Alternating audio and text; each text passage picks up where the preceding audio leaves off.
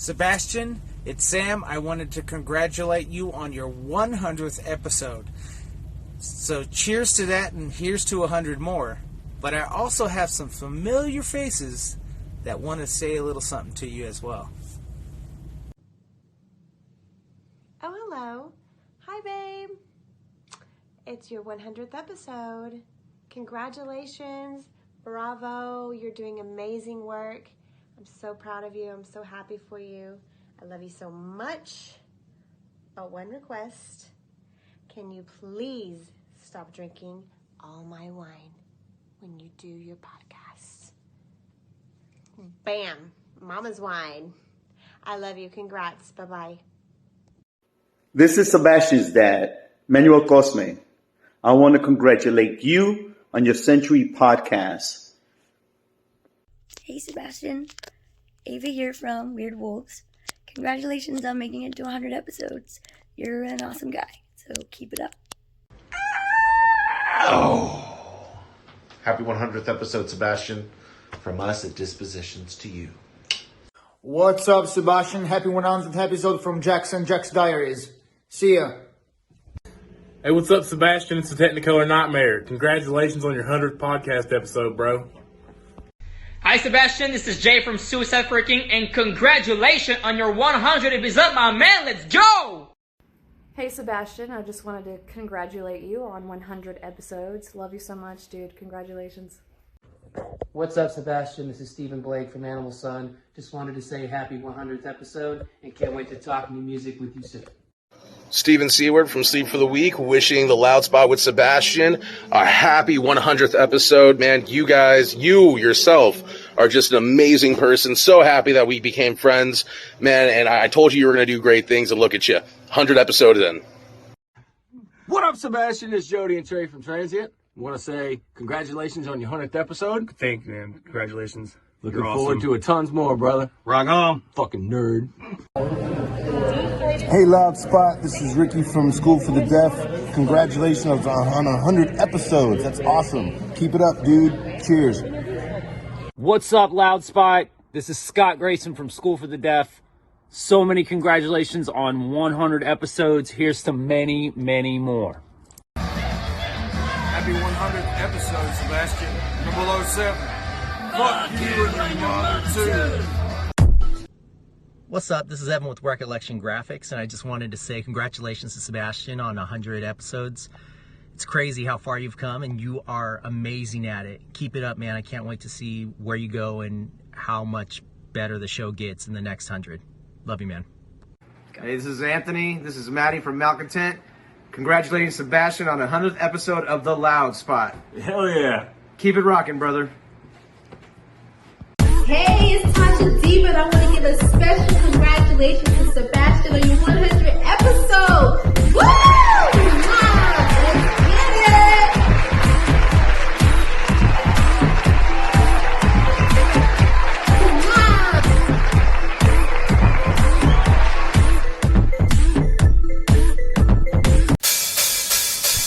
Oh, no! Oh, boy! The motherfucking Loud Spot! What's up, everybody? Welcome to the Loud Spot. I'm your host, Sebastian Cosby, right out of Oklahoma City. It's our 100th episode, and we got some special guests. Right now, we are sitting down with Mr. Christopher Rowe from the Ataris. What's up, man? Hello. Thanks for having me. I appreciate it. Absolutely. And then we got Sam Mcintosh. What's going on, Sam? I can hear you in here, and you're Jesus. He talks that loud. I talk that loud. I scream into the microphone. That's why I do it in the back of my house. And Sam is in my house. You are a loud individual. That's all good though. I like your enthusiasm. It'll wake me up. I'm like these days I've been getting up at like 7:30 or 8. And if you would have ever told me when I was younger that I would naturally gravitate to that later in life, I think I would tell you you're crazy. But something in the last few years, or even our drummer, he would be like, dude, no way. Like a few years ago. So suddenly, I think it was, I came home from a tour one time from Europe, and I just like let myself gravitate to that schedule. And I now I dig it. I love getting up early. So I'm usually animated like you about like 9, 10, 11 until about noon. Then after lunch, I start to get that crash. And then I just listen to jazz and be chill with my French bulldog, which that's her state of zen right there. All right. That's like me right now. Yeah. Yeah, well, Sebastian, on the other hand, he's up early in the morning, and then he's up. He takes a little nap about 7 o'clock ish, or 6:30, 7 o'clock, and then I get Sebastian till about 1 a.m. Meanwhile, I'm exhausted, and he's wanting to do TikTok videos, and while I'm trying to, it's just not working. So. That's true. I like your energy. You know, maybe it'll rev up. Well, thanks, man. The sad thing is, it's not even chemically induced. It's all natural. I don't even know where he gets this from. The natural. Do you drink coffee? I don't drink coffee. No. So if I drink coffee, I think I would like wine. Maybe. Wine. He does have a glass. I don't drink coffee. I cannot drink coffee. I hate coffee. Yeah, I'm 7 years sober and I don't do anything. But I definitely, I'm naturally during the day very animated, and if you get me going, I tend to ramble. Like anybody who knows me, I tend to like tell long-winded stories about things that excite me, normally like music or film or art or whatever. But I mean, when it comes to like normal me, I'm just like, hey. Because you actually do artwork, don't you? You're an artist also, like I draw to save my life. I couldn't make a stick figure, but I do all of the photography for all the band's records, most of them. The Telling a Story cover I didn't do because long story of that album cover is I took the photo for it and I didn't like it. So I drove 20 hours back to Oregon. I took it while I was on tour in Oregon, and I drove over to Astoria on the coast, like the border of Washington and Oregon. And when I drove back up there 2 months later, the water tower that stood there for like 80 years had finally been torn down because they deemed it unsafe. So that was literally so long Astoria, literally. And I was bummed. And so the actual art, the photo for that cover, I tried to find some photos of it, and I finally went to this little photo lab in the downtown of that little city, and some old man had taken pictures of it being demolished, and I was like, can I use those photos for the album? And he was like literally like 80 years old. He's so cute, I remember. And he's like, you mean to tell me you're gonna put my photo on a record? And I'm like, yeah. And he like walked out of the conversation and walked back to the back of his shop, and I'm like, that was weird. Was this guy just like bailed? And then he came back out and he had a canister of film and he stuck it in my hand. He goes, here you go. And I was like, rad. So the coolest thing about that is like later, like a year later, I got a call. I got home from Europe and they said, hey, the record just went gold. I'm like, holy shit. And I remembered that I was like, oh my God, I just made a joke that I was going to send this guy a gold record, like out of the blue, if the record ever did that well. But I never thought it would. I was always being facetious. And when it did, I had his address of his photo lab, and I just sent him one. And I could just imagine this guy getting this package in the mail and open it up, and it has his photo behind the gold record. I bet he was super stoked. Like that was probably one.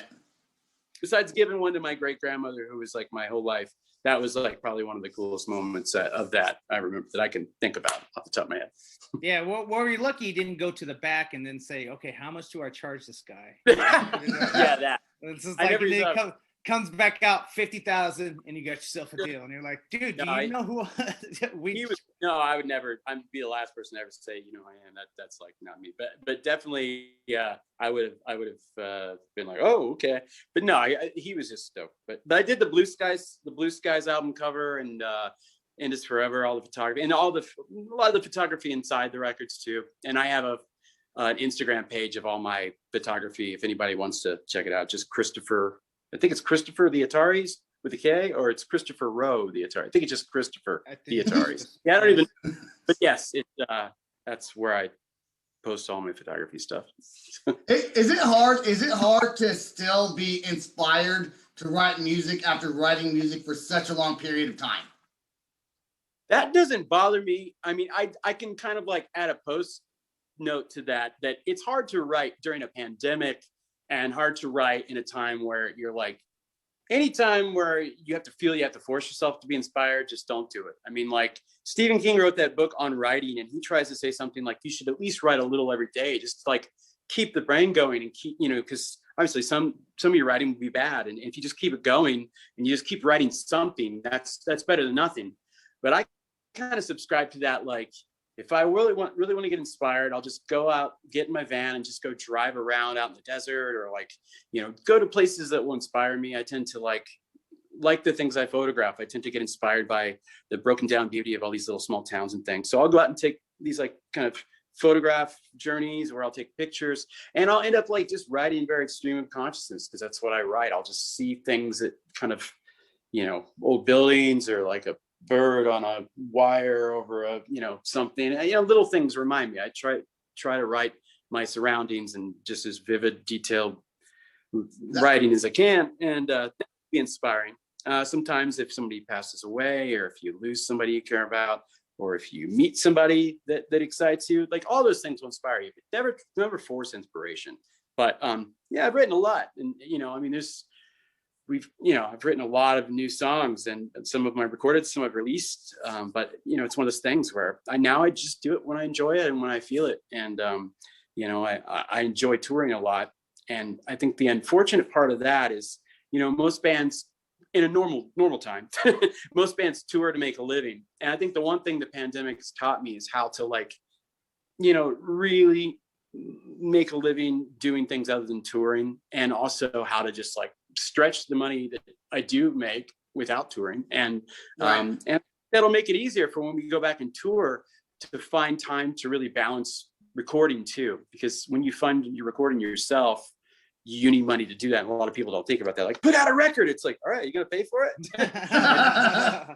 Yeah, I don't even, you know, I'm pretty much a nomad. So like, yeah, when we record, it's like, you know, I demo myself, and then I go to a proper studio with like old analog tape gear and record like actual real studio, which is like $500 a day. And that adds up, you know? So yeah, there's a lot of facets to it, but but to bring it back to what you said, yeah, I still get inspired a lot, or I wouldn't do it. I would never do it if my heart wasn't in it.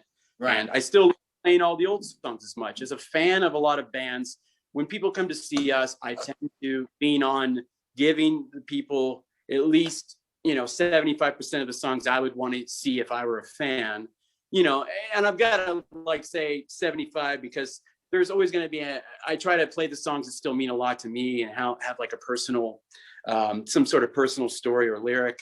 And I try to not play stuff that's too silly or novelty. And luckily there are only a few of those, but ultimately I'm still very proud of most of what I wrote. And I think it's saying a lot, being that we've had several records. So. Right. Yeah.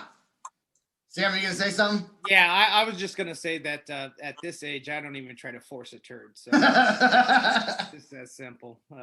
You know, the older you get, you just find your inspiration when you can. And if it doesn't happen, it doesn't happen. Because we all know when you try to force something, it just doesn't happen naturally. You only back yourself into a deeper corner, I find, when you're trying to make yourself do something. I mean, you know, you definitely need to kind of, all right, dude, you know, come on, you can do this with anything. I'm not talking about songwriting so much now, but I mean, like if you're procrastinating on something, you know, you need to give yourself a little, you know, kick in the seat of your pants sometimes. But I feel like if you're, you know, if you at least for me, if something is going to work out, it usually does. And I'm very organized, and I always keep my list of things I got to accomplish. So I at least go through that once a day and be like, okay, what do I want to try to tackle today? Even these days where, you know, like anyone else, I go through depression or anxiety or things during this crazy time we're in. And like last year, I had COVID in March. I was sick for 5 weeks, nearly died, ended up in the hospital twice. And then after that, I finally headed back out west. My ex was a healthcare worker, and we had to live apart during the pandemic. And then during all that, we split up, and that was one of the hardest things I've ever gone through.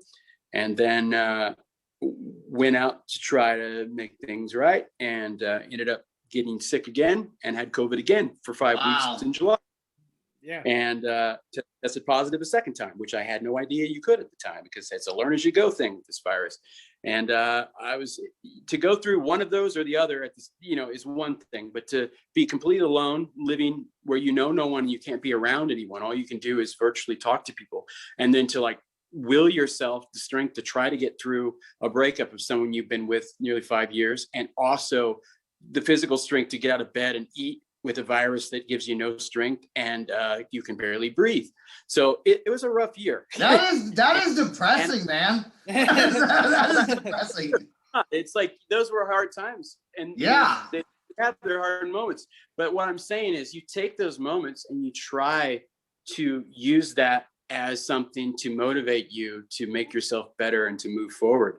Because if not, you know, I mean, I'm sure we've all got our own struggles, and going through everything we went through this year, it's been a hard ride for a lot of my friends and people that I know that are normally really, really positive people. Like our drummer is one of the most upbeat, positive people, but you know, he has his hard days just like me. So I feel like it's the good thing about that is everybody, you know, now because of this situation, everybody can talk about it and realize we're all going through this shit together. And hopefully we'll all look back, and this year and this past year will have made us all stronger, and we come out the other side better. That's what I'm hoping. Sure, you know? sure. Yeah. Now, are you guys planning on when things open back up, going back out on the road touring? Of course. I know you guys just wrapped up probably right before this the Astoria tour not too long ago. We did the last tour we did some shows with MXPX in February. Oh no, sorry. Yeah, so November 2019, and that was the last shows we played. Literally the last band show we played was like the week before Thanksgiving 2019 at House of Blues in Anaheim, California, and then that was it. And then we had some shows booked for March of 2020. I left my old place in LA, and I thought it would be perfectly normal. I got to Indiana, visit my mom, and before the tour started, got out there, pandemic happened, and the whole tour got canceled. Then I got stuck in Indiana with COVID, and the rest is history. But I've been the whole time like, all right, well, the minute it's safe again in the world, and you know, I don't ever say we're getting back to normal, but it's the minute it gets back to a reality that's where we can safely have live music without putting our fans at risk or our band and people that, you know, are around us at risk, then I will be the one to be out there. But I'm definitely not going to be one of those people that are going to do it prematurely and go out there right now. Like I've seen some artists that do that. I mean, like, if that's the risk you want to take, but if you want to put people's lives at risk for that, then I think you're just ignorant and an entitled asshole. You know, that's just my opinion. But I can't stand people. When I see people that are out playing shows, it's like, you know, you're only messing it up for all of the crew of bands that are without work, and they're trying to like not do this stuff now when they know it would you know, put people at risk. And I think that's really lame. It's like, yeah, hopefully people remember who those people are, and clubs be like, oh, I remember you were the assholes out there still touring and having packed houses of shows, doing these super spreader event gigs when everybody else was you know, without work, chilling, waiting for this stuff to be over with. You know, it sucks for me too, man. This is the way I make a living, but I've come to terms with it, and I'm ready to get back out and play again the minute it's safe. I noticed you're drinking juice. There's no Coke Zero. What? That's my one. That I try to balance juice, water, okay. and I was like, I'm amazed you're not sponsored by Coke Zero by now. Twice. Don't get me wrong. If you would have caught me, with my dinner. I remember your writer. Your writer had specifically Coke Zero on there, so I was like, tastes good. It's bad chemicals that will kill you, but I mean, I don't smoke or drink. I gotta have, it's like that Adam Ant song. Yeah, something, right? Hey, when you first started the Ataris, when you take you back to when you first started the band, right? Did you think at that point that this many years later, you guys would still be writing new albums and going strong and being able to make a living out of what you're doing? Hell no. I mean, the Ataris just started out as me in my bedroom doing demos on my little 4-track recorder and with a drum machine for I make all the drum parts. And the way the band always kind of worked in the studio was I would record all the parts except for the drums, and I would write the drum parts and show them to the drummer and say, this is the drums for the song. And so it just kind of became a thing where after many years of like kind of just working it up from the ground up, it became a thing where lots of word of mouth and touring, it took off and did well, and you know, went far beyond any of my wildest imagination. And I mean, all I ever really wanted to do was, and I think most fans would agree that, you just want to start out, you just want to get your songs recorded and put them out there so people could hear it. It's like a cathartic thing. You just want to write the things you go through, and, you're just writing a song because it's like your therapy. And then once you do it, you achieve that goal, and it's like, okay, well, I just want as many people to hear these songs as I can and go out and play as many places. I just love traveling and playing music, and I think everything else is an added bonus. And yeah, man. Yeah. No, I would have had no idea. I'm still to this day the most humble, down to earth guy, where I just pinch myself and I'll be like, oh, wow, we got to play in China and I was at the Great Wall. It still blows my mind that I got to go there. Or like, oh, every time I get to go back and play in Europe, it's the same thing. It's like, I'm still very like, none of it's lost on me ever. I'm like, my father was our biggest fan and supporter. And, to make my mother and father proud was probably the coolest thing. And then to be able to like get my, music to have something I wrote, some little thing I wrote, affect somebody in the way that all these artists and musicians that I love affected me, that I think is the coolest, most humbling thing ever, and the thing that I will always be grateful for. That's cool, man. That's cool. Sam, do you want to add to that? Yeah, I was going to ask him, was there any, are you still currently with the same record deal that you had at the original, or have you guys changed record labels? No. Kung Fu was the label that put out the first 3 Ataris albums, Anywhere But Here, Blue Skies, and Indus Forever. And after that, we went to Sony, Columbia, to put out So Long Astoria. And then after So Long, during that, because with Kung Fu, I just signed for 3 records, but I always maintained a good relationship with them because Joe from the Vandals, who ran that label at the time, he was, he helped single-handedly helped, gave me the opportunity to put out music. I didn't even listen to the Vandals back then. I went and saw the short story of that. I went and saw a show that they were on. I gave a demo. I would give a demo to every band I would go see, a little cassette. This was 96. And I would just, hey, this is my band. I'm looking for a drummer. There's a one ad in the tape because it's all me and a drum machine. If you know any drummers, reach out to me. So in that ad, they had reached out to me and said, hey, we want to put out your record. So through that, I was like, I thought it was a joke. I thought when they called me, I'm like, who's this? What? You're playing a joke. Okay.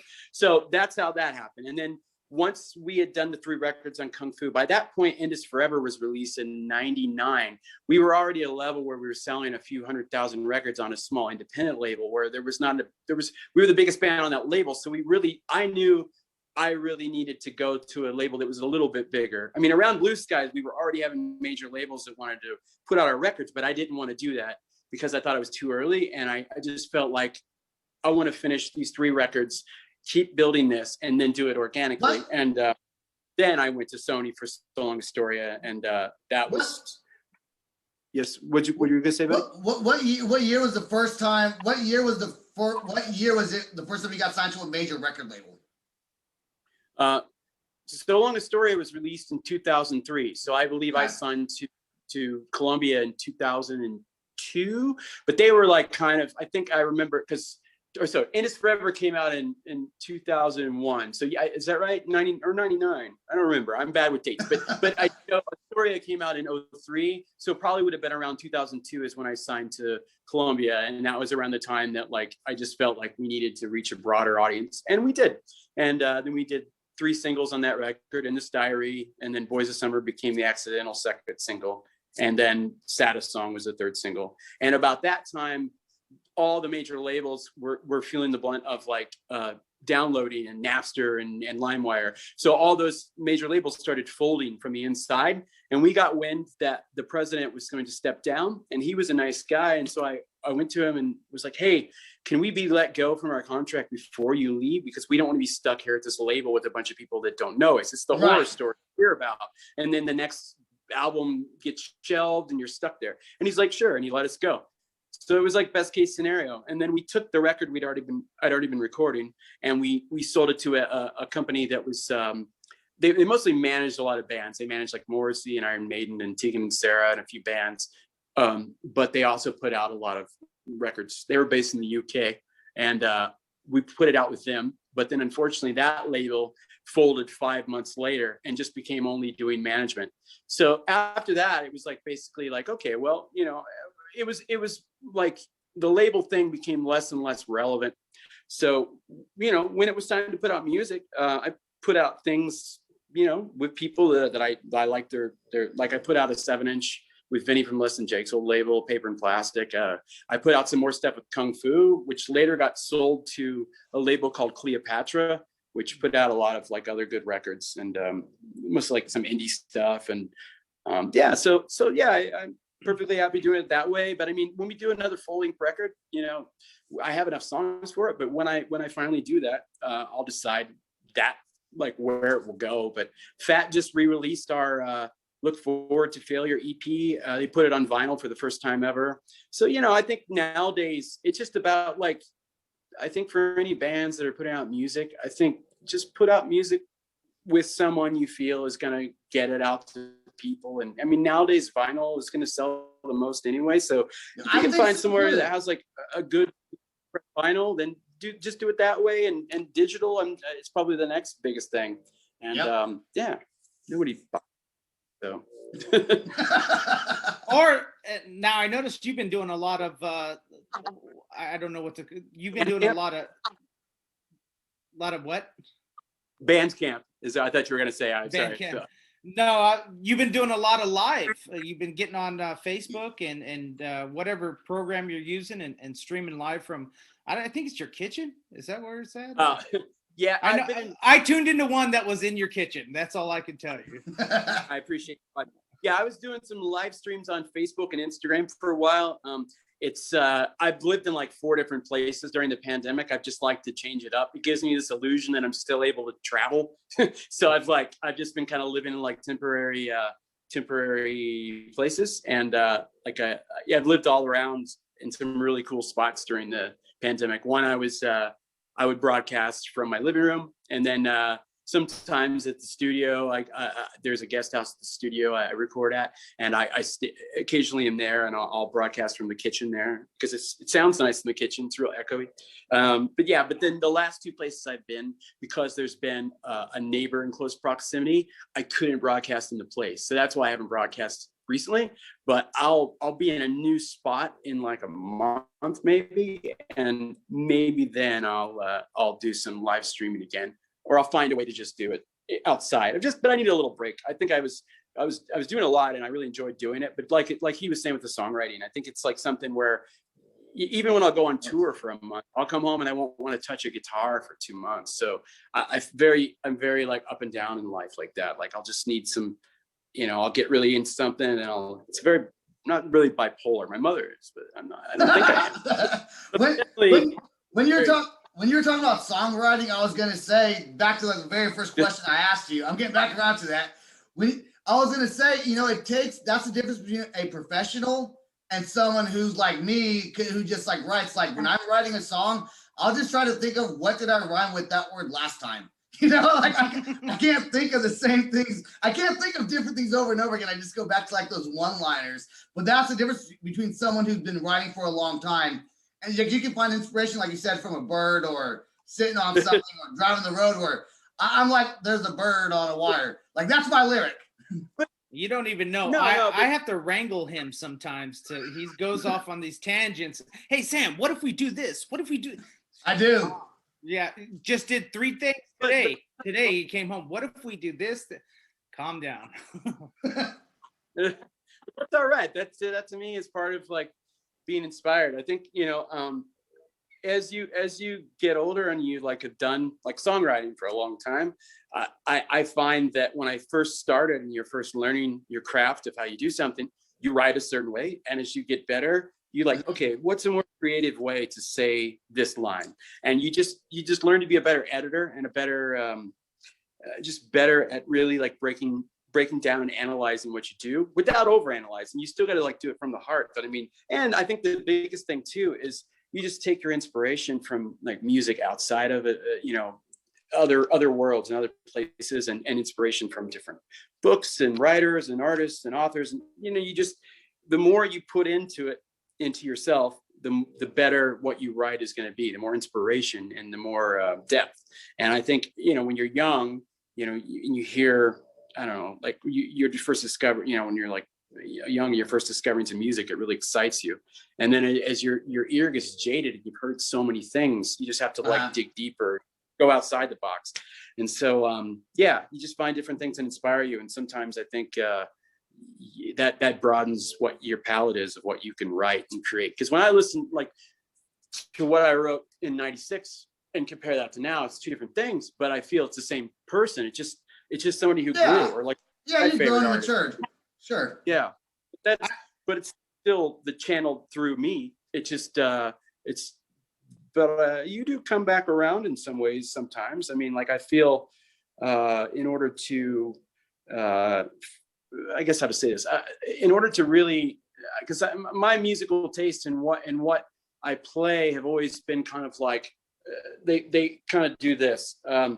You know, I love a lot of the music I love. It tends to be outside of the world of punk rock, but I do feel with the Ataris, if you listen to us live, or if you listen to songs like the newer version of Fast Times or the way we play Your Boyfriend Sucks live, there's these big drony kind of shoegazer breakdowns in the songs, like Jawbreaker would do on Dear You, or like some of these bands that were rock bands, but they did have these big lush textural ambient drony parts. Like it's like we're not one or the other. We're just a rock band, but I do like to do stuff like that too, and really expand on the foundation of a rock song. It can't all just be straightforward rock song. It just would bore me. But I do love, you know, the Replacements or you know, the bands like that, but that write just good rock and roll songs. But I want to do a little of both. Christopher, is that your dog snoring in the background? I was like, I'm hearing things. I couldn't hear that. I couldn't hear that. I was hearing that. I'm hearing. I couldn't hear it. I couldn't hear it. Yeah, I was gonna ask. It started to get more. Like, we love it. No, yeah. Christopher, because you like other music, has the Ataris? Have you guys ever decided to not do like a style of punk and just make one song on a record that's like maybe hard rock or something totally different? No. I just let everything come out what it is. It's just like I said, that would be the worst thing you could do. I mean, if you want, for me, it's hard for me and what I listen to. So if I wrote a record in '96 and the songs were like really fast Ramones influenced songs, that's because I'd go see the Ramones, and that was one of my favorite bands, because it was when I was first discovering it. When you first discover the Ramones and Sam I Am and early Green Day and Jawbreaker, that was when those bands were happening, and I was going to see them, and I loved those bands. I still love those bands, but I don't listen to them like I listen to, you know, Radiohead or like like old jazz records or stuff like that. Doesn't mean all those things are going to come through in my music, but it's like it's a product of what you're putting in. So like nowadays, if I listen to something like that, it's probably like more nostalgic, but it's not. I guess sometimes you can listen to an old record for a nostalgic reason, and it will inspire you to write something like that. But my whole thing would be, I'd be like, how do I do this the way I haven't done it before? I've done this before a lot, but I definitely will always push myself to keep doing something that is a little bit outside of the box.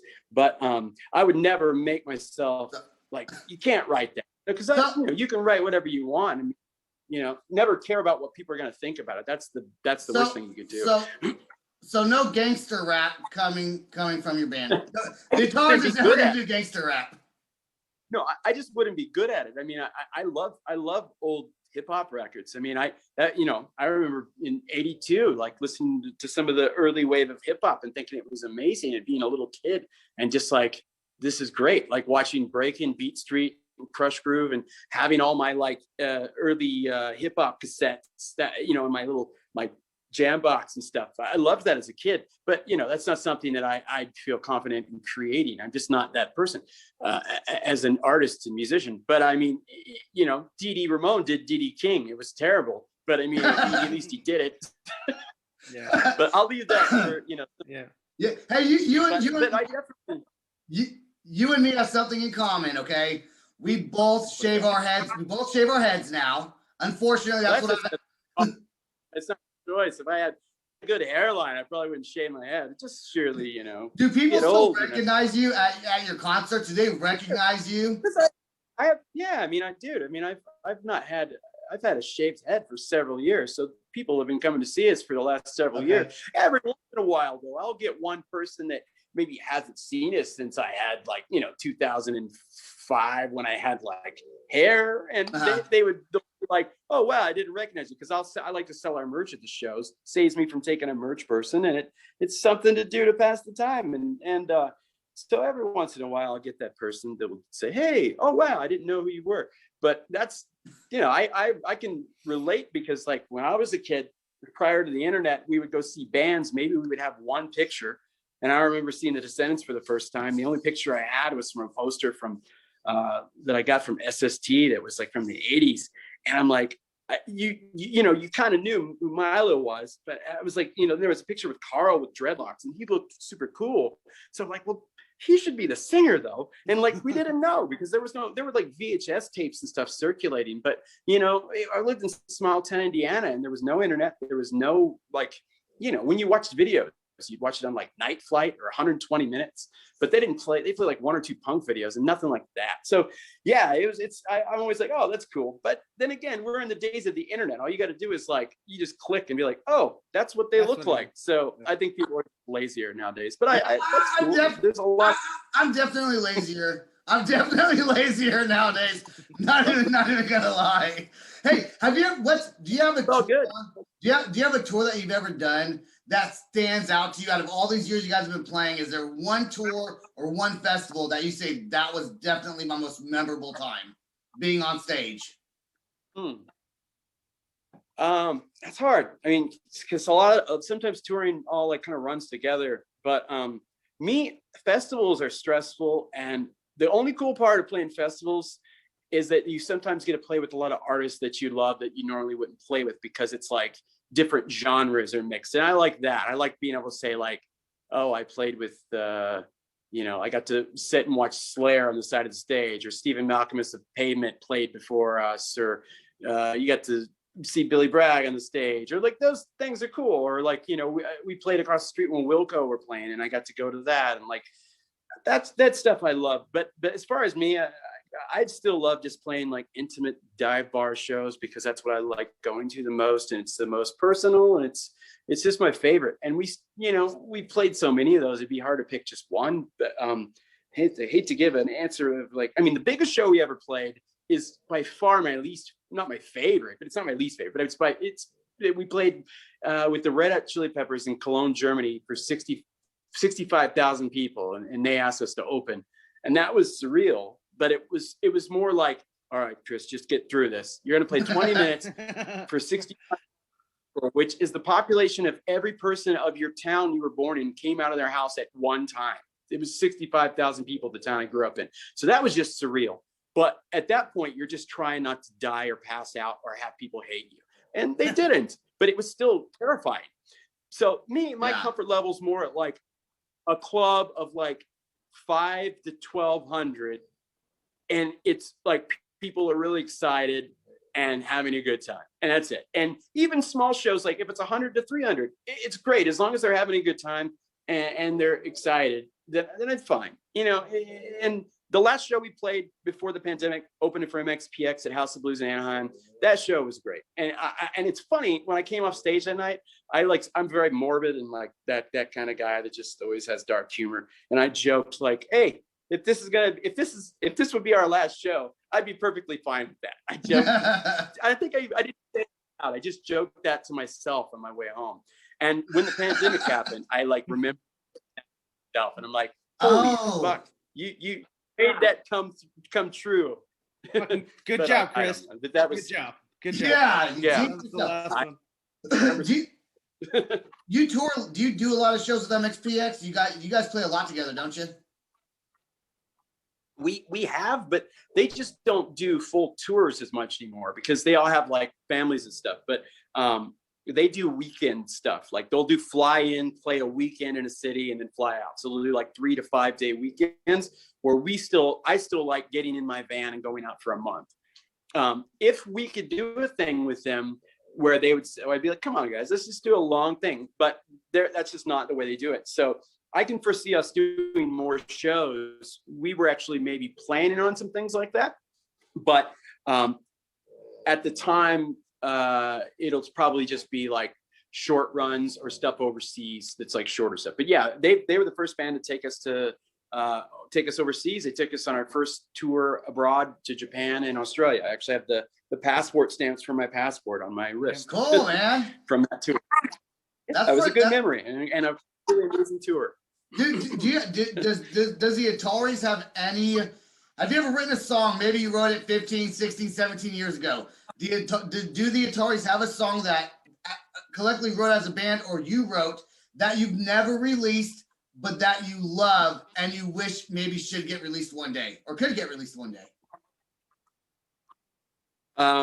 Yeah, sure. I mean, most of the songs that I'd say I wrote like 95% of all the songs of the Ataris. So it's generally going to be something where I have a bunch of stuff left over and I didn't use it, but it's probably for a reason that I feel once you put it all through the funnel of what are the best songs, you use those, and then the other ones kind of fall to the wayside. However, I think there's been a couple songs that like, you just, I don't know, they sound great, but you just can't seem to get them to what's in your head and get them right. And I can remember this one song that I think I actually ended up writing 3 other songs from that made it on records and stuff, but I never used the actual idea. And that song, I'll always go back and kind of revisit I've got like several hundred ideas that I have on my computer, and I'll just go through stuff and I'll be like, that's okay. Let's try to make something from that. And then I'll end up writing a new song and I'll never use the thing. So yeah, I think most writers probably occasionally will revisit some of the like scrap ideas they have, and maybe it'll inspire something new. But yeah, there's plenty of things. I mean, like I said, I recorded like, oh my gosh, I recorded like at least 20 or 25 new songs for a record that I never have finished. And then I end up writing a bunch of newer songs that I like. Right. And probably some of those songs people would have dug, but I'm always, on to the next thing and like, this is better. And I feel I've got a good compass if something improves or it's better. And then the songs that I really want to use from that batch, I'll still use. But to somebody else, maybe some deep cut or B-side might be their favorite song. And I'm that way too. There's some songs from bands I love. Like, I'm like, why didn't that song make the record? That's better than some of the songs on the record. But yeah, that's just the beauty of music, I guess, is, it starts and ends with the person writing it, and you're along for the ride. But sometimes I wish I could be like, oh no, put that on the record. It's such a good song. But yeah, that's how it goes. That's life. That's pretty cool, man. Dude, I'm excited that you guys came out with the album. What was it, last year, 2020, the beginning of 2020? It was more of a there's a live recording. We played a show in Chicago on our last tour, and during the pandemic I realized that we had recorded it. I totally didn't. I was like, oh wow, we recorded that. And I listened back to it and I was like, oh, this is actually a really good live recording. So I just asked our label if they wanted to put it out and press vinyl of it. They did. Yep. So we did a live record called Chicago. Yeah, it's cool. And then before that, the last thing we had released, some of the new songs I had recorded from the 7-inch and some more songs from the session, like the song All Souls Day. There was a new version of Fast Times at Dropout High and a few other songs. And then there was a few old ideas that were written a long time ago that we went into the studio where I record all the new songs and just recorded them for fun, because I'm like, these songs fell to the wayside. I'd like to record them. And they were songs I wrote prior to the first Ataris album. That's how old they were. I wrote them when I was like 13, but I was like, these are fun songs. I want people to hear them. So we took all that, put it together, and did this kind of like culmination of those songs. So we would have some new songs and some songs that were new to people, and put that out. And that was called Silver Turns to Rust, which is a nod to this Replacements line in the song. What is that, in Portland? I think it's in Portland. Or no, it's in Talent Show, right? No, it's in Portland. I said Talent Show because they used the refrain from that song in Talent Show in the song Portland. It's like a Paul Westerberg thing where he took a line from his own song and then just used it in another song just because that's how he is. He's funny like that. I think it's kind of brilliant. It's like to use I hear the dog. I hear the dog. I hear the dog. It's too late to turn back, here we go. And then use that as the chorus in Portland, but it's actually a line that he says in the song Talent Show. So it's pretty brilliant. That's why I love Paul Westerberg. Anyway, but yeah, that's what we put out recently. And I put out some other odds and ends of like new demos I wrote during the pandemic, and that's only on our Bandcamp. It's the ataris.bandcamp.com. Okay. But at the beginning of the pandemic, I was writing a lot, and then I got kind of stuck and just like, whatever, and I stopped. But I do have a lot of songs that are almost finished, and hopefully once it's gets back to a safe level again, I'll feel comfortable to go and record them. But right now, I'm just taking it easy. I got vaccinated. I've got pre-existing conditions, and I was able in the state. I was living there onto the third group of vaccinations, and was able to get vaccinated last week because of the pre-existing conditions I have. And but I've still got to go for my follow-up shot. But hopefully the variants don't mess it up for everybody and make it useless. But for the time being, I was excited to have that happen, because it's at least one step closer for me to be able to get back to doing the things I love and staying safe and not getting this virus again, because it was the worst sickness I've ever had in my entire life, and I would not wish it upon my worst enemy. That's how I had it, and I guess I was lucky because I did not have it bad. But I'm stoked. Different strands. No, I was gonna say I've had some good friends that had that, and then I've also had 4 really good friends who lost their mother or father in the last several months. It's crazy, and man. I lost my aunt. My aunt died early on in the pandemic from getting COVID. Wow. She was in an assisted living facility, and she got it, and she died. So the people that I meet that have it mildly, I'm so stoked for them, because definitely you never know. Yeah, but that's one of the things. You never know. It's like rolling the dice with this thing, man. All right, man. Well, we have got some other guests coming on the podcast. I want to thank you for being on the show, sharing your stories with us. Any last words that you want to give before you head out? Thanks a lot for having me. I appreciate it. And hopefully we can get back to all doing the things we love safely again soon. And just had a lot of fun. Hope you guys both stay safe and well, and much love, and hope to see anybody watching. Hope to see you on the road, hopefully sometime in the future. All right, here we go. Our next guest on the show tonight, this is the 100th episode, by the way, Jaret, is Jaret Reddick from Bowling for Soup. How are you, man? Man, I'm doing great. 100, that's awesome, man. That's you guys are really doing it. Yeah, and Sam is still with us. What's up, Sam? What's going on? Yeah, 100 episodes, and he's only 6 months in. So we're trying to beat your record. That's what we're trying to beat. It's gonna be hard. You've been so busy. It's gonna be tough to catch me. Especially on Jaret Goes to the Movies. I think we're at like almost 290 or something like that. It's man, it's crazy. So I listened to Jaret Goes to the Movies today. I was listening to some episodes, and that dude who does your intro has an amazing voice for doing that intro. Yeah, do it, man. I can hook you up with that guy.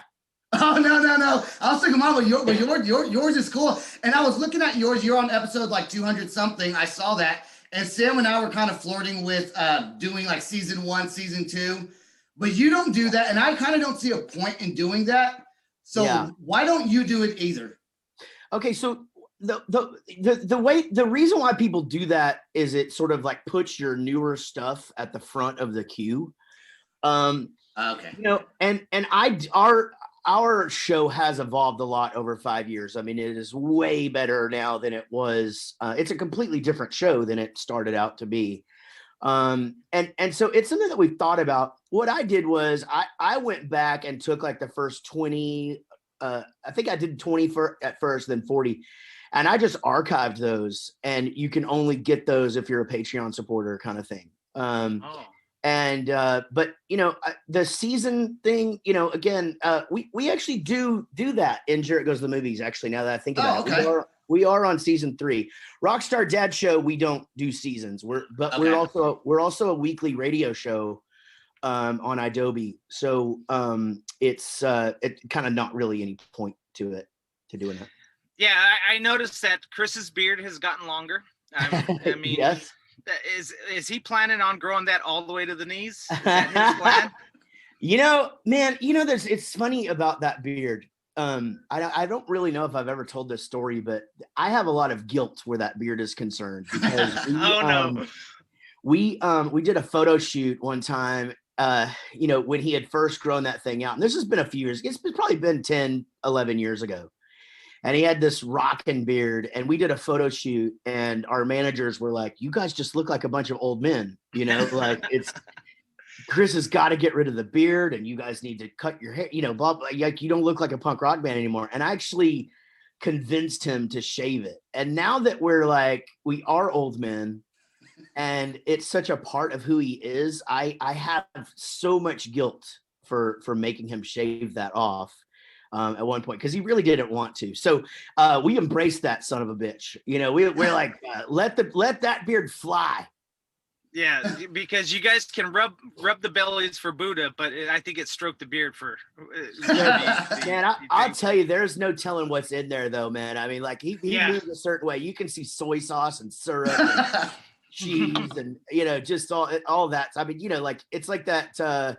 Episode of Family Guy where he had a bird move into his it's I would not be surprised if there's not some sort of a creature living in there. The last man on earth, and he's just all just there he is. I noticed it. So you've been keeping busy with, I think, 3 different podcasts. Is that correct? Three different podcasts. You guys are still recording and writing new material. Yeah. What was the last song? The Christmas song was, I think, probably the last song. Yeah. We have a new single coming out pretty soon called "Getting Old Sucks," but everybody's doing it. And we're real proud of it. It's got a really cool video made by a family of puppeteers. And so, oh wow. Yeah. I mean, I do stay busy. I'm busy enough to where when I list all of the things I'm doing, it gives other people anxiety. I mean, because I'm in 3 bands and I've got 3 podcasts. I'm about to launch a 4th podcast, actually. Wow. And you guys know how much it takes to do one. Oh, geez. And then of course I'm the voice of Chuck E. Cheese, which keeps me really busy. In fact, I literally just finished a session with him, and so I mean, it's definitely not many dull moments around here. Dude, there's a story I've always wanted to tell you for like probably 20 years almost now. Okay. I used to have a moped. Oh, nice. Like a Vespa? Yeah, like a Vespa. And every time the song would say, and all you had was a moped, all my friends would look at me and like laugh, right? Yeah. And I would play that song while I had a moped. Like I would turn the little boombox up as loud as I could. So I thought I was cool. My friends would laugh at me. And I just think it's funny now, almost 20 years later, I get to laugh at them because I have you on the podcast. And get to let you know I listened to that while I was driving my moped around thinking I was cool shit, man. I had a moped in high school too, and they laughed. Everyone had the muscle cars, and I'm like, hey, how much do you spend for gas? Yeah, and they're like, $20 every 3 days. I was like, yeah, that's right. You know how much I spend? $1 a week. My little nephew, he graduated from college early, and I actually got him a job, and he's like a freaking tycoon now.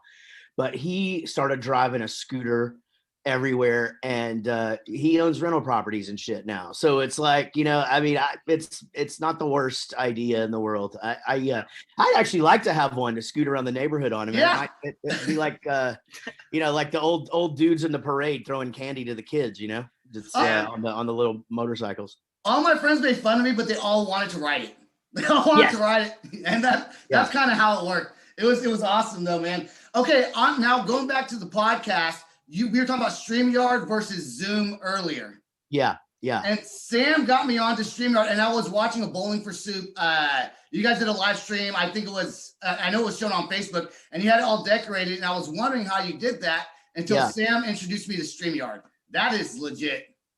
Yeah, StreamYard has been a godsend. I mean, when we first started trying to do video, we bought like this really expensive computer, and all these cameras and all of this shit, and had nothing but problems with trying to do it. I think the program is OBS, I believe. Yeah, OBS. And that's how you accomplish those things outside of a of a StreamYard thing.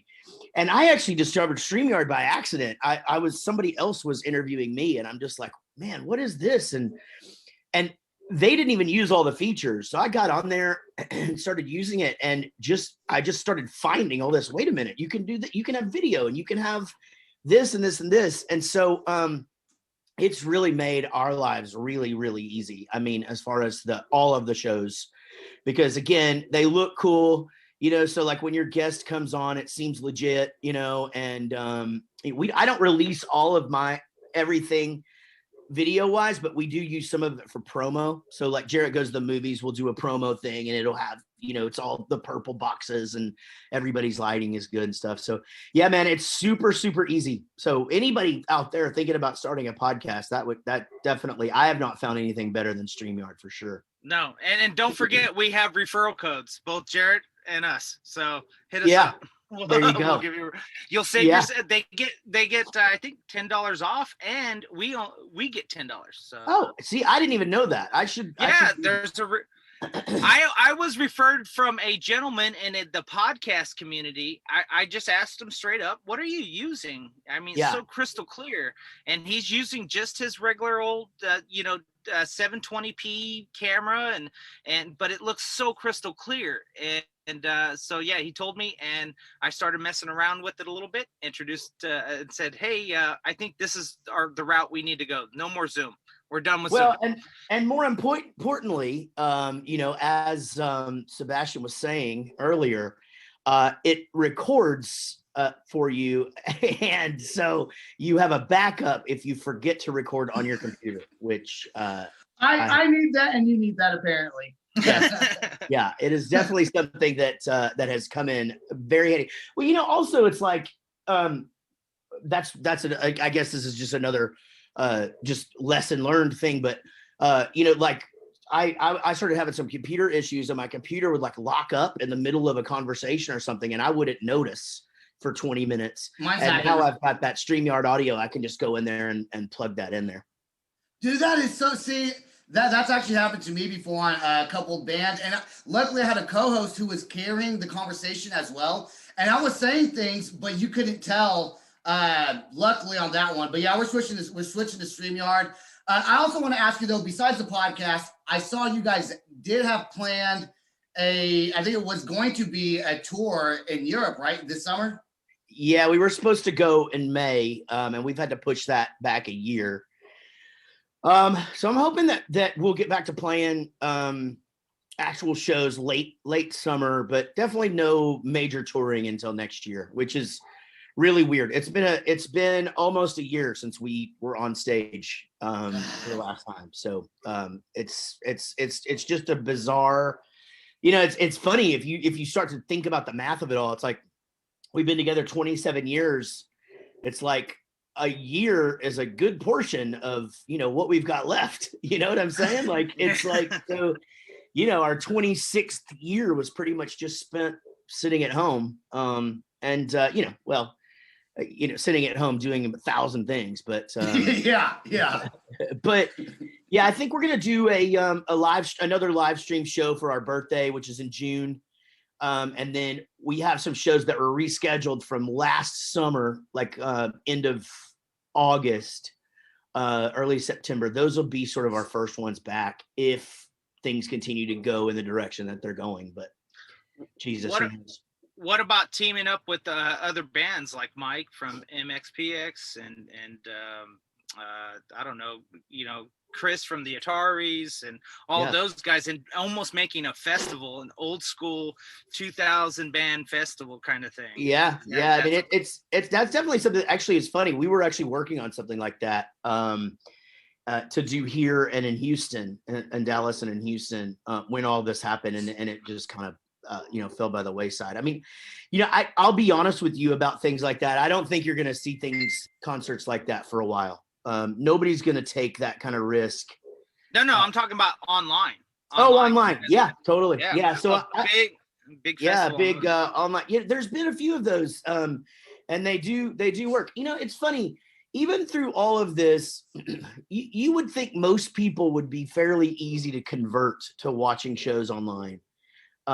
it's not easy to get people, man. It's just not. I mean, we spent a fortune on the Bowling for Soup one that we did in November, promoting it and making it awesome and cool. And I mean, we had trouble selling 2,500 tickets. I mean, we do 4,000 a night in the UK.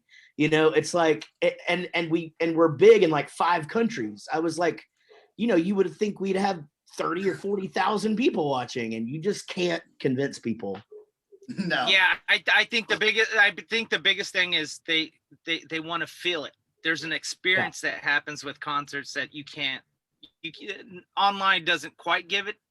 So yeah, I mean, that's the thing though, is that's what I think. Things have come a long ways to where you can enjoy it if you bite the bullet and check it out. It's just hard to convince people to do that, But I do a bunch of shows here, just right here in my studio, and do them out to fans, and I sell out all of them at 200 people, and there's definitely a core group that will watch those things, but it's not, nobody's getting the numbers that they think they're going to get because it just doesn't translate, as you said. I've seen some people, and obviously probably put some money into an online concert, and I'll pop in on Facebook Live and there'll be like one or two.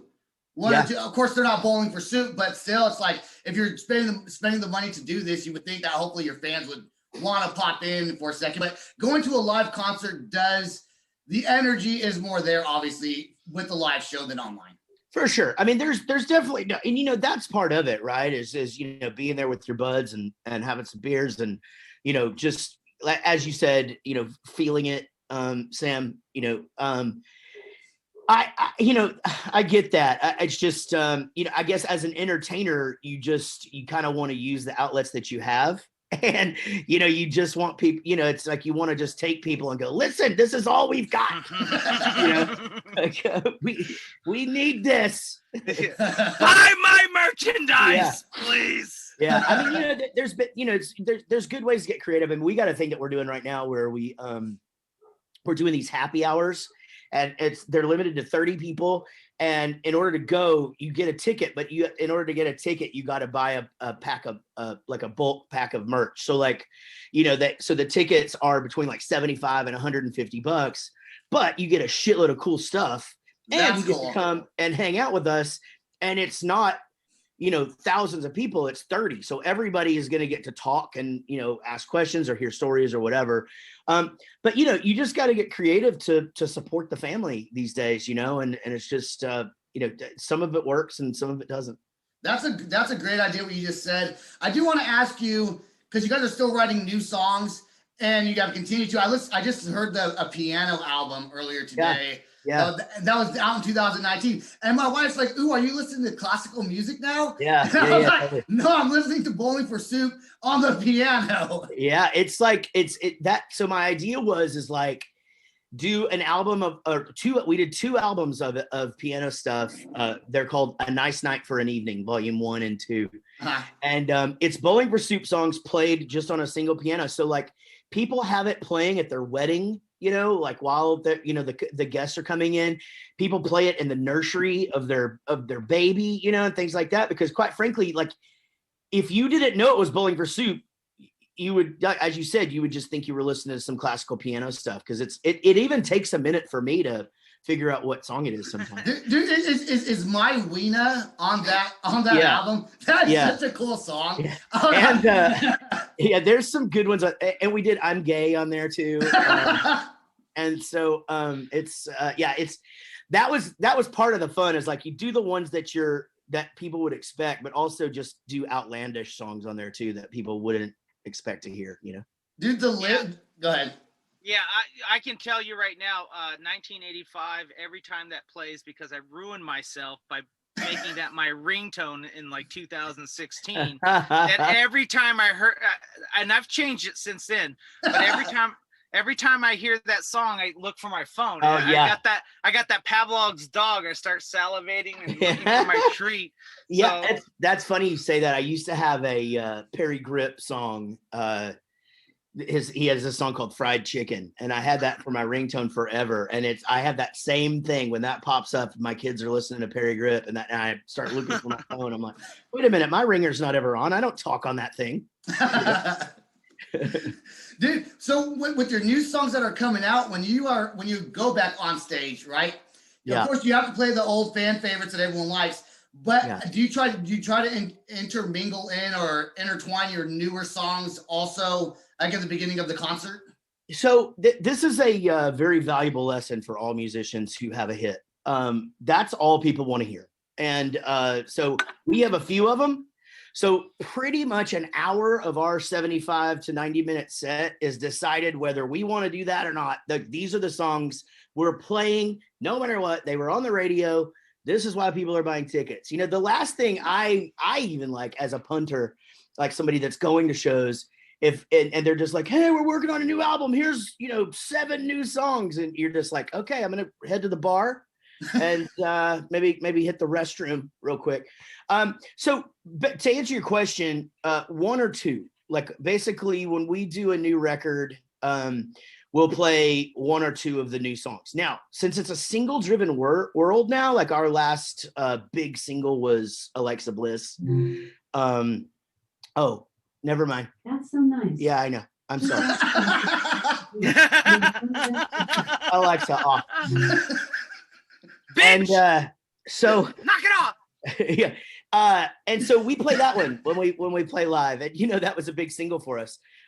So but we release covers all the time and stuff like that, and we don't plan to play those live. So with it being a single driven world, I think when we get back to playing, what we will probably work into the show is whatever the current thing that we're trying to get everybody to listen to is. You got to be careful with the A word, because the TV will say, I'm not even going to say it, it's going to pick it up. It said the A word on, and mine said, we do not have that feature set up yet. Or something. Yeah. My wife and I looked at each other and started laughing. It's like, you just can't say that word anymore. You got to spell it. Yeah, I spell it most of the time, but when I'm talking about that song, it's so funny. When I was I track all the vocals in my house. And so when I was singing that song here, Alexa Bliss, Right. my wife was downstairs and she had to unplug them all because they're in like every room. There are thermostats and all of that stuff. And she was just like, the whole time you're up there singing, and the song says it all the time, they're just going off all over the house. So pretty funny. Well, now, are you guys still signed with the same record label? Or are you guys No, we've been off. totally- So we were signed from 2000 to 2009. So we've been independent since Fishing for Woos. Which is we could have played your music. I told him, you can play all of our new stuff, anything past Sorry for Partying. We own everything. Well, I don't have any downloaded. Well, I told him, I said, look, I don't know if I said it's kind of late in the game, let's just talk to Jaret, see how he's doing, see what's going on, so we can talk about a lot of his podcasts. Well, but we can always upload it and play it. We'll upload a song or two, so the audio folks, the audio podcasts can hear it and listen to these new songs that are just awesome. And you're automatically taken back down memory lane on how creative you guys are, especially you with your lyrics. Oh my God, hilarious. Yeah, like the song that's gonna start things if we say it. I was like, how did they get her? How did that whole thing come about? I don't even know the backstory to that. Man, it's awesome. It's so funny. My wife says this all the time. She just goes, "Your life is crazy," because these kinds of things just happen to me. But I was at a wrestling event with my son. My son got it. He just turned 15. Actually, today's his birthday. Happy birthday, Jack. Happy birthday. Happy birthday. And so this is 3 or so years ago, and he just started getting into WWE. And she came out, Alexa Bliss, came out, and I go, hey man, that girl right there, she likes Bowling Pursuit. And he goes, and I go, yeah. And I go, Google it. And if you Google her and Bowling for Soup, what used to come up was she did a photo shoot and she had a Bowling for Soup shirt on. And so I was like, and then I had found a tweet from back when she was in high school where she was just like listening to Bowling for Soup, waiting for the bell to ring kind of thing. And so he goes, you should just DM her or whatever. And I go, okay. And so I DM her and I go, hey, that was awesome. We're here. And she goes, oh, are you coming backstage? And I'm like, no, I'm like sitting up in the upper, like the cheapest seats that you can get. It's been sold out since it went on sale, you know? Anyway, she ended up inviting us to go to this huge event in Philadelphia. We flew up there. We all went, got to meet everybody. And she was awesome. Turns out we're her favorite band, and Girl the Bad Guys Want's her favorite song. And so we just became fast friends. She's been to a few shows. And so getting her here, actually, you know, she is a bit of a bulldog. She doesn't really take no for an answer. And so where WWE was concerned, she was just like, you know, she literally took the song into Vince McMahon's office and goes, you know, hey, I want to be in this video. And so, you know, it happened, and she made it happen. The saddest part of COVID, one of the saddest parts of COVID, obviously besides all of the people who got sick, is that we had a decent shot of playing WrestleMania when she came out. And when that got canceled, it was like, damn. Yeah. Yeah, I could totally see Kris just right behind her, just walking. Oh yeah. her. Yeah, totally. Like he's the new manager or something like that. Right. Yeah. He would be a pretty interesting character on there. I think so too. Kris, if you're listening to this, I'm sure you probably will. You need to start some side hustles right there. Make some of that money. Kris is an interesting study. He is happy being in Bowling for Soup. He lives a very, very simple life, and his life is our band and his dog. And like, he doesn't have any interest in doing other shit or, like hustling to make more money or any of that stuff. It's just like, we get a nice, just a basic salary to be in the band, which is, people now think I'm a fucking genius because we don't just split up the money. Well, we haven't worked in a year and everybody's still getting their paychecks. That's awesome. So, the way that I handle the finances is the reason for that. And so, but anyway, he collects that check every month and just lives his best life. And, I'll deliver to the Amish, and these people are happy and content and just the way they are. Yeah. They don't care about anything. Me, Sebastian, and myself, on the other hand, no, we got to keep moving. We got to keep doing something. We're I don't know if I'm ever going to be happy with unless all my artists make it to the top and I'm making salaried positions. So on each individual one of them. So guys, get to work. One day, Sam. One day we'll do something big. I promise.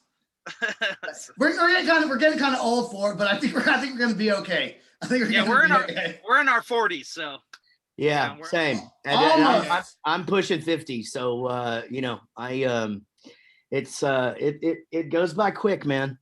Do you have a favorite song that you know what? Age is just a number. Very true. Very true. Do you have a favorite song that you've written before, like that you've written a long time ago that's still like your favorite song ever to sing? Well, my favorite song to play live is "Girl the Bad Guys Want." Just the reaction when they just hear that opening riff. It's just like, if you when people are like, is it worth it? You guys have you really missed a lot of stuff at home. You guys went through divorces and, all of the stuff, all of the things that you sacrificed. I can pinpoint the moment every night where I could go, because when I start playing that riff and, 4,000 people, however many are just losing their minds. And, it's cool. Cause it's just, our songs, we're consistently that band that families agree upon. So we kind of just our audience just keeps coming, like kids that were exposed by their parents and, that kind of shit. And so, Yeah, but Girl the Bad Guys Want's my favorite song to play live. Does that feeling of almost euphoria from the crowd, as long as you've been playing that song and playing on stage, does that feeling ever get old, or does it feel like brand new every single time the audience goes crazy? It's amazing every time. Like that's the one thing that the thing that I miss the most is their laughter, because I'm a comedian at heart. And so I really miss making like a lot of people laugh or uncomfortable laugh, that kind of like a joke where they're just like, whoa, what the fuck is wrong with you? Like some dick joke out of nowhere. You're like, yeah, I miss it so much, but yeah, man, I mean, also just hearing him sing back to you, again, to be completely honest, and I know you hear this, a lot, and people, I know a lot of people shake their head and go, oh, okay, you doing what 99.9999% of the people have dreamt about in their life for a living, and you're going to complain. But to be honest, I mean, touring really isn't fun. It's really boring. It's like, I've heard that. It sucks.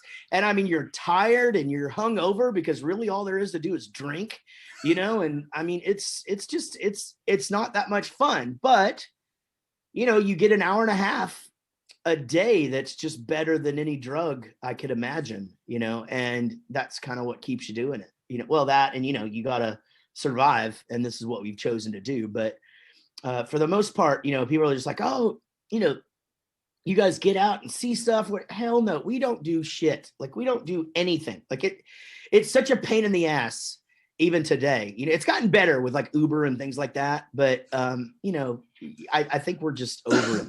I don't think people realize when they're younger, they have a dream of being this rock star and partying and playing music and living their best life. I don't think that when you're young, you realize it's an actual job. You actually have to work. And there's parts of it that are going to suck, like traveling and getting on the tour bus and going all around. I've never experienced that, but I can only imagine from talking to you and some other bands. No one says touring is fun. Everyone says the stage is fun, but most of it is not the stage. Most of it is everything else. And then here comes the stage. Yeah, you're exactly right. And the other thing is too, is, we've talked about how much I do on the show already. Bowling for Soup is a 24-hour a day job for me. Like it is 24 hours. I mean, my wife has to be understanding that if the phone rings and it's a certain person on my team, I'm taking the phone call. Like, right. It just is what it is. And it's just a lot more.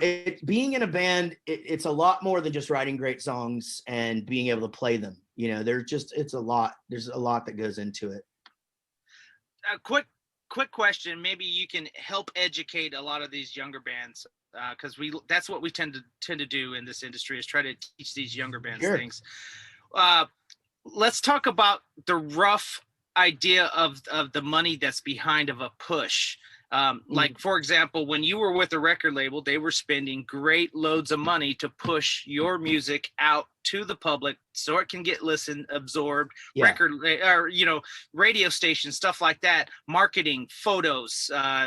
Of course, the internet was fairly new, so it wasn't as much as it is today. And bands these days don't need to spend that kind of money. You don't need to spend a lot of money, which you don't. We have more stuff that's access. But what would be your advice to them about how much to kind of? Well, as you said, it's changed a lot. I mean, I go back to High School Never Ends was the most expensive video we ever did. And that was $75,000 to make that video. And that was considered a cheap video back then. Like, that's a cheap video. So now we're making videos for $1,000, and things like that. So, when I go back to the amount of money that they spent back then, well, I mean, I can tell you this right now. This is how much money record labels spend. We did, let's see, 6 albums on Jive Records. We've sold over 3 million worldwide, and we have never received a royalty check because apparently we still owe them money. So there you go. There you guys go. So that's how much they used to spend. Now, Quite frankly, the advice that I would give, and maybe this isn't necessarily the answer to the budget question you asked me, but the advice that I do give is, and I know that they get sick of hearing it, but it's all social media now, man. There's no, you don't, I come from the times of like in 95 to 99 to 2002, really, where we were in the van and just gone. And if we didn't have a show, we would try to find one, that's just, it was just being out there and getting exposure and all the things like that. That's over. Getting in the van and touring and stuff is not even a thing anymore. It's not. People don't go see bands for discovery. Used to, you'd go down to Dallas and you'd go into a place for $5 and watch 4 bands that you've never heard of. And then if you liked one, you'd go see them again, and that's the way that it worked. Clubs don't exist by people just going to them anymore. It's the band's responsibility to get the people there, which means there's no reason for a band that's from Dallas to go play in Chicago, because quite frankly, nobody's going to come. Yeah, nobody's going to come see you.